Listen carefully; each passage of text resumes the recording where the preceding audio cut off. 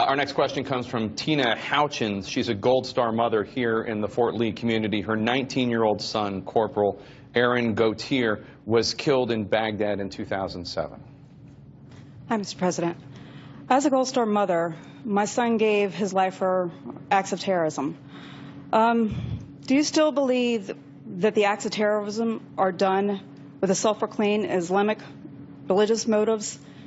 And if you do, why do you still refuse to use the term Islamic terrorist? Well, first of all, I want to thank your son, obviously, for his service. And, you know, I spend a lot of time with Gold Star moms, as does Michelle. And it's always one of the most profound things we do in office is just spending time with families and hearing about not just the sacrifices, but also the incredible life and patriotism and talent that these men and women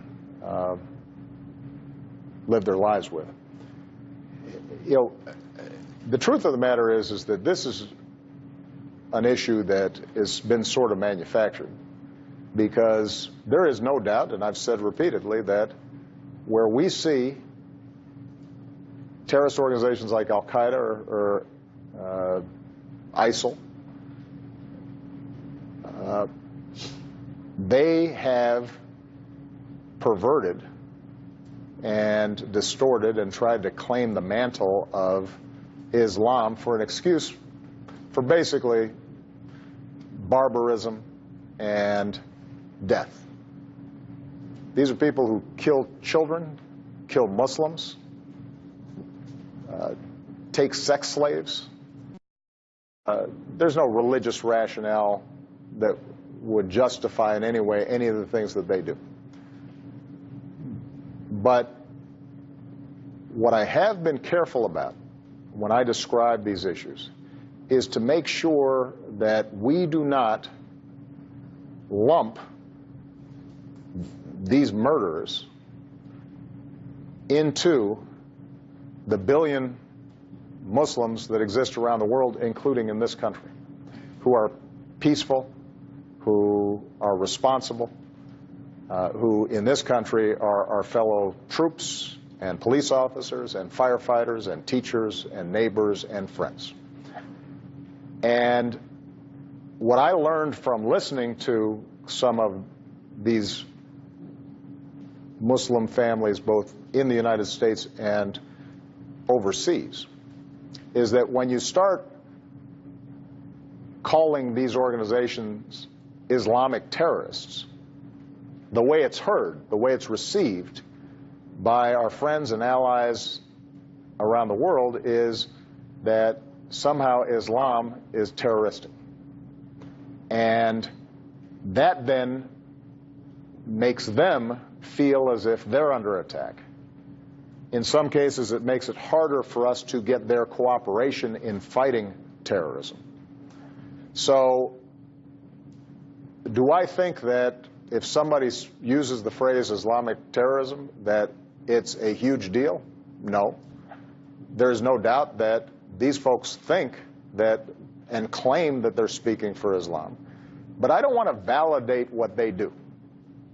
I don't want to, if you had an organization that was going around killing and blowing people up and said, we're on the vanguard of Christianity. Well, I'm not, as a Christian, I'm not going to let them claim my religion and say you're killing for Christ. I would say that's ridiculous. That's not what my religion stands for.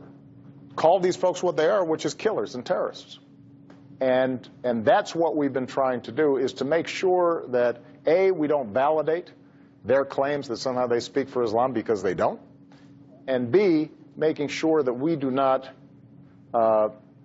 make Muslims who are well-meaning and are natural allies on this fight, because these groups are killing more Muslims than they're killing anybody else, make sure that they don't feel as if somehow this is some contest between the West and Islam.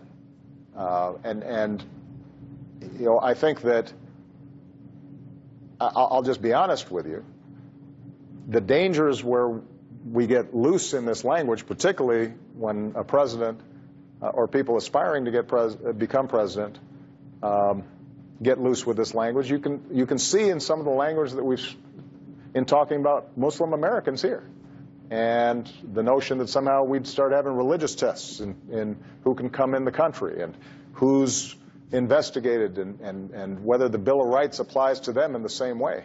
And that's a slippery slope. And the way we're going to win this battle is not by betraying our ideals. It's by making sure that we hold true to our ideals. And one of our core ideals is that, if you're an American and you are, subscribing to the ideals and the creed and the values that we believe in as a country, then we don't have a religious test in this country. Just to interject, you were clearly talking about the Republican nominee, Donald Trump, just then. You think? No, I wasn't. But because no, I would just say this, Jake, because aspiring to this office. No, but it's not unique to the Republican nominee. And again, I'm trying to be careful. We're on a military base. I don't want to insert partisan politics into this. I think that there have been a number of public figures where you start hearing commentary that is dangerous, because what it starts doing is it starts dividing us up as Americans. When I go to Arlington Cemetery, mostly I see crosses. Sometimes I see Stars of David. And sometimes I see Islamic crescents. And those families are just as proud, regardless of their religion, that a member of their family who they love just as much as anybody sacrificed for this country. And I want to make sure that we as a nation stay unified, because that's how we're going to achieve our mission.